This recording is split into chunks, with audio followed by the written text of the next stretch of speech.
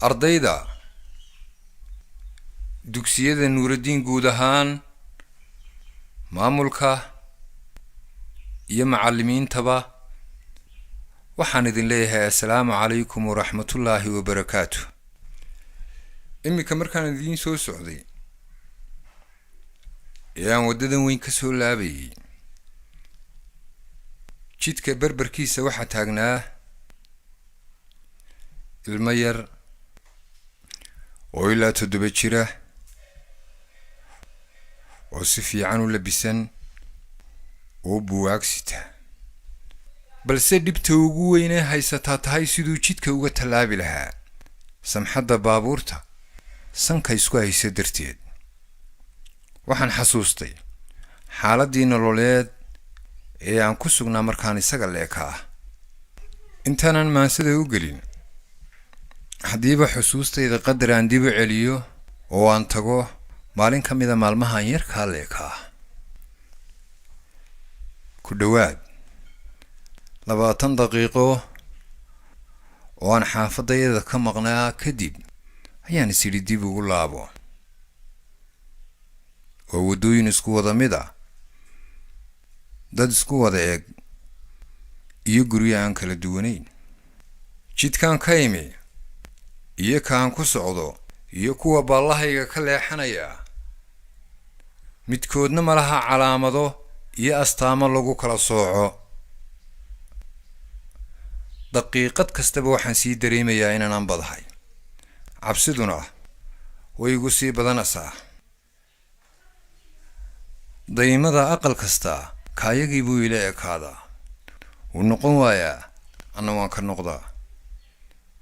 waxaan dhex meeraysanayaa ku dhowaad 5,000 oo qoys oo hal mar meel la wada dejiyey, hoygooduna yahay taandhooyin wada cad oo taandha aanay taandha ka duwanayn.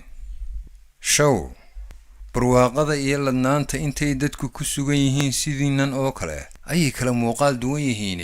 dadka marka aan ka hadlayaa waa isku duruuf ku sugan nolosha halkii ugu hooseysay. dad maqaarku ku wada dhagay, dhabanadooda guteen, dhafoorraduna soo wada baxeen, oo kii ku dhaafay ku hor socda hugooda iyo hargahooda aanad kala garanayn. codkun baase lagu kala aqoonsan karaayay, wana kaan miciinsaday anigoo ku dhawaaqaya hooyooy hooyooy hooyooy. intee buu qaylo wadi karaa ilmo yar oo daalan oo haraadan oo gaajoonaya oo ambadihi? si kasta oo ay dadku u diifaysan yihiin, naxariistu kama dhammaatee kulba qof baa igu soo baydha. halkee buusay geyn qofaan hebelnimo, ina hebelnimo iyo jaarnimo midnaba aan ii garanayn. in badan oo iyaga ka mid ahi waxaabay isku dayeen inay guryahooga i geeyaan, balse aanaan ku xasilayn joogitaanka hooy aan hooyaday joogin. baadigoobkii taandhadayadii iyo aqalkaygii ku aadanaa baan iska sii wati. si daalay carruurnimadaasi nugaylehe tamartaydii waxay ku soo ururtay oohin. waxaan si farxad iskala garan waayey goor maqrib ku siman markii aan maqlay codka dhawaaqa hooyaday oo leh war xasanow igu dhagtay. durbadiiba gacantay qabatay oo xaafadayeedii i geysay. hooye waa hooyinoo inaan haraadanahay ogeyde biyaygu qabatay. halkaasina waa halkaan ku garaadaystay, dugsigana ka bilaabay. waana xeradii qaxootigee la odhan jiray Dulcad. dadku xilligaa waxay ahaayeen isku duruuf aan kala lahayn taajir iyo faqiir oo dhammaantood kuyuu boorashu gala. weelka ay wax ku cunaan wuxuu ahaa caag, waxa ay cunaanna waxay ahaayeen qabadi iyo garraax saliid leh, taasi oo bishiiba hal mar ay safaf dhaadheer u geli jireen. maalmaha qaadashada raashinka ay u xaadirayaanna ciid ugamay duwanayn. wakhtigaa adag laga soo gudub, la soo dhaafiyo waa nabad. dalkii dib loogu soo guriye noqoy, iskuulladii dib loo bilow. haddana markii iskuullada dib loo bilaabay ma jirin balcaddan ay xidhan tihiin, basaskan aad ku rawaxasaan iyo telefoonnadan casriga aad sidataan.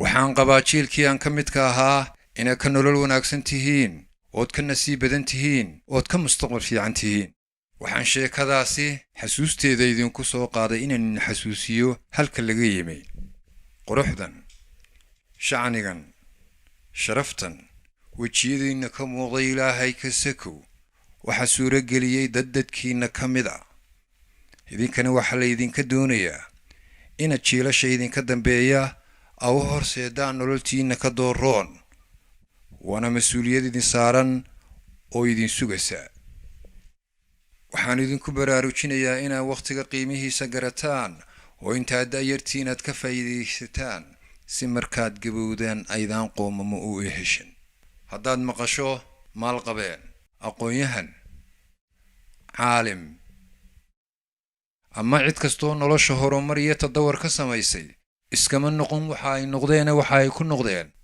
ka faa'iidaysiga waqtiga iyo adeegsiga maskaxda maalmo kooban waad ka faa'iidaysatay xusuustoodu waxay ku dhashaa farxad halka maalmo kale oo kooban oo waqtigaaga ka mid ah oo ka dayacmay xusuustoodu ku dhasho murugo iyo qoomamo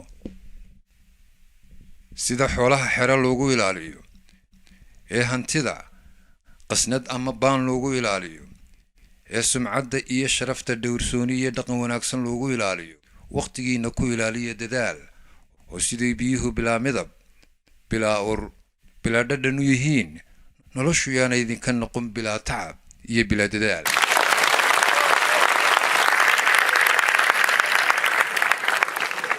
dadkuna laba nooc ayuunbay u qaybsamaan qof rajo iyo damac leh iyo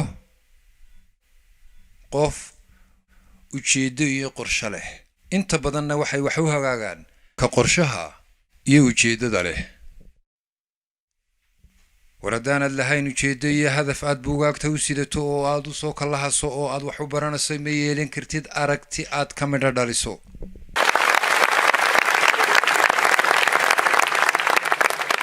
wax kastoo bataana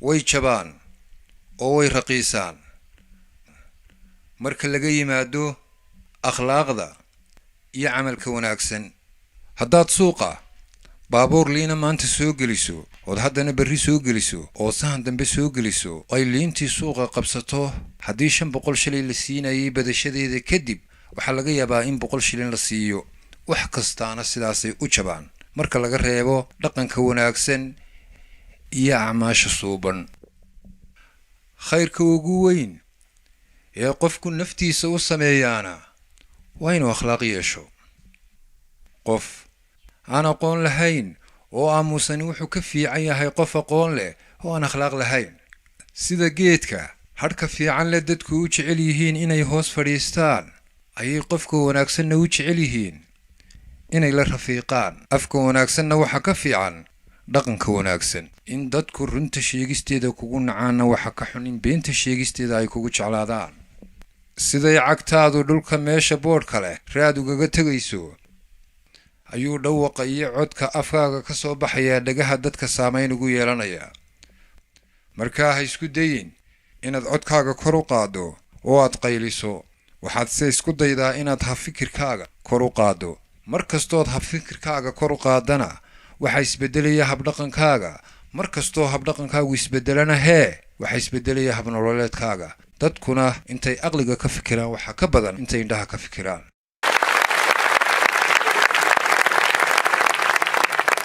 noloshu ma dhammaato balse way isbedeshaa fursaduhuna ma qarsoomaan balse way dayacmaan 7 maalmood ee toddobaadka ku jira miyay kaa wada farxinayaan soo maalin kugu adag iyo maalin ku wanaagsan bay yeelan maayaan sidaanay 7 maalmood ee toddobaadka ku jira ku wada raali gelinayn ayaanay dadkuna ku wada raali gelinayn ha u fiirsan qof kastana ku ixtiraan dhaqankiisa hana ka doonin dabeecad isku wada mid ah waayo ma jirto dawo dadkoo dhan si isku mid u wada dawaysaa iyagoo xanuunkoodu kala duwan yahay haddaad iminka hawl wanaagsan qabato dadku ma ilaawayaan hawsha wanaagsan ee aad qabatay mana xasuusanayaan waqtiga aad ku qabatay intuu leekaa iyo dhibta aad ka soo martay sidaa darteed iska ilaali fudaydka iyo degdega si hawl kastood qabataa u wanaagsanaato. waxaa laga yaabaa inay idinku jiraan inama farshaxanka iyo sawir gamceedka ku fiican. haddiiba ay dhacdo oo lagu yidhaa bal doqonnimadu siday u eeg tahay sawir ku muuji, waa suuragal inay kugu adkaato sidaad u ekaysiin lahayd. laakiin doqonnimadii iyadoo da'yar oo aan daalayn oo aan nasanayn ayay 24 saacadood ku soo hormartaa. mar haddii baraha bulshada ay ku murmayaan 20 jirro ku doodaya reerkayaga reerkiina ka wanaagsan. taana waan idinka waaninayaa. halkan waxaan idinku hayaa maanse la yidhaa darajo. maansadaasaan idinla wadaagayaa. darajiya karaamooy, marna deeq ilaahey, marna duubka sharaftaay, guulay dagaal badan, qofan laa ku daydaya, damaclaa ku raadsada, dadaal baa ku soo helaa, qolof diinni yeesho, damqashiya axdaayaa dulqaad kugu ilaashee kuma sidanin dabacsani.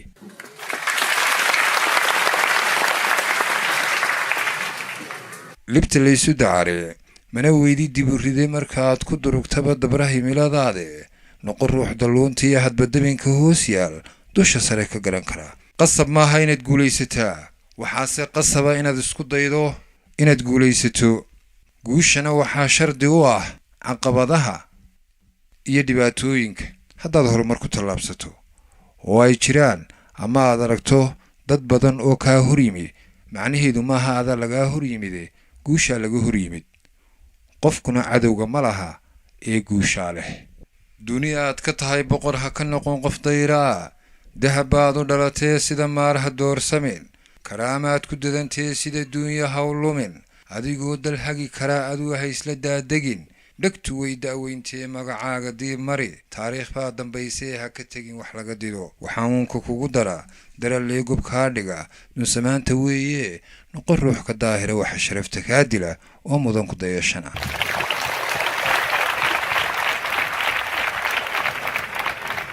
mar inaad wax doontiyo mar inaad wax diidaa, mar inaad wax daysiiyo mar inaad wax damacdaa. kolba waa duruufaha go'aanada dabraayiyo waayahaad la deris tahay docda aad ka joogtee. daliilkaagu yuu noqon dannigiiyo malayntee qorshe yeelo kuu dana. qofna dunida muu dhalan isagoo haldooro dadku wada qiraayo xidhan duubka sharaftee. waxaa ruux ka dhiga dayax duni wada iftiinshaa, dadaalkiiyo aqoontee hankuyuu dibku u dhigin.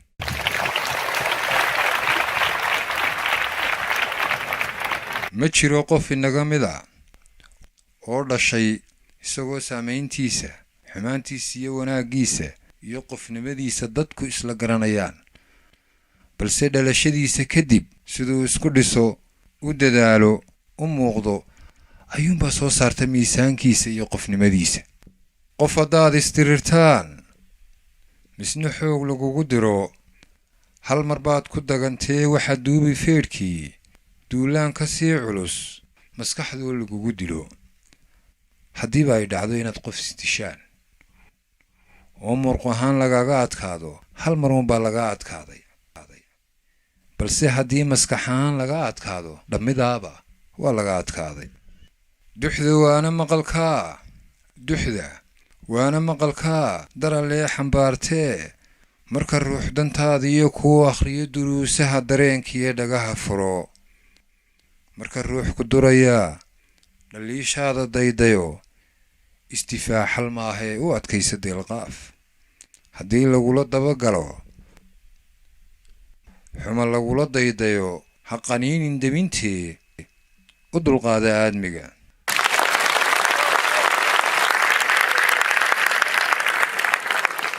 way badan yihiin dadka nasiibka u helaa in la dhiirigeliyo, la waaniyo, wax loo sheego. wayse yar yihiin inta ku dhaqanta ee qaadataa. marka wax laguu sheegayo dhegaysiga ku fiicnow. marka lagu dhaliilayo dulqaadka badi. marka lagu eedaynayana samir iyo adkaysi yeelo. marka deeq laguu huray tahay hooy daba soco. dookhaagu waa dookh ninku dilay karaystee. yaan duunya xilashadu kaa ridin dalluuntoo duruufuhu la haystiyo wax madiida kaa dhigin danley iyo adoo noqon baahi ruuxa lagu dago marna doonis ruux kale ha u gelin dunuubtoo dadka ha isku waayina fushataada daayacan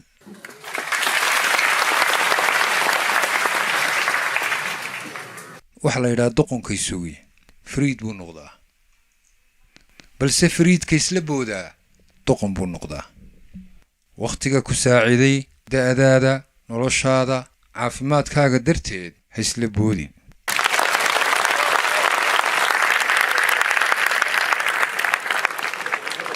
qof dunuub lahaa jiray dumay oo qubuur galay mar kaleeta degelkiya iman maayo dunidee dayashada qof liitiya dulligu ay tixraaci waxaa darajo hoos maray ka damiirku meed yahay dusha qolofku nool yahay ee xumaan ku dabagalay khaladaadka waa la iskaga daydaa haddiiba dadku ay ku daydaan dad dhintay oo kharribnaa oo dhaqankoodu liitay macnaheedu maaha dadkiibaa dib u soo noolaaday ee waa ka nool baa dhintay ee dharkuun iska xidhan war maxaa ku dayashada Michael Jackson kaaga cabaa adigoo heli kara Sheekh Mustafa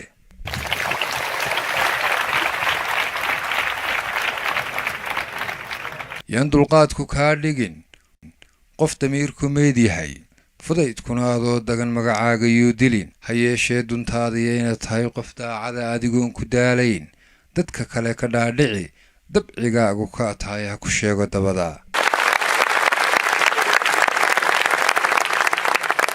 dadka waayahaa bara diihaalkiiyo dhibaatada ka dabaaladkoodii miyaan dani ku seetayn wakhti daran ku soo marin intaa dunida noolayd dayac maana soo arag maxaa duubigaaga iyo gacmahaaga dib u xidhay miyaan duurka nololeed qabyadii ku dacalool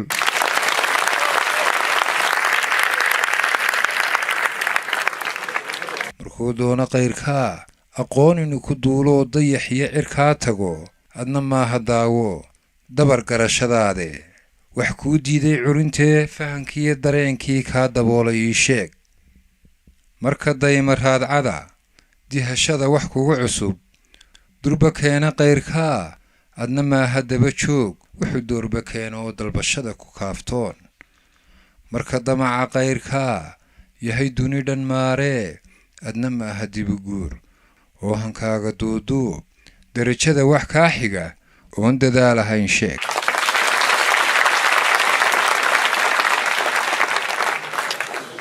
dhididka iyo caleedda igu dhacasaa waxay tusaale u tahay inay taateedii idinku dhacso intaasaan ku hakin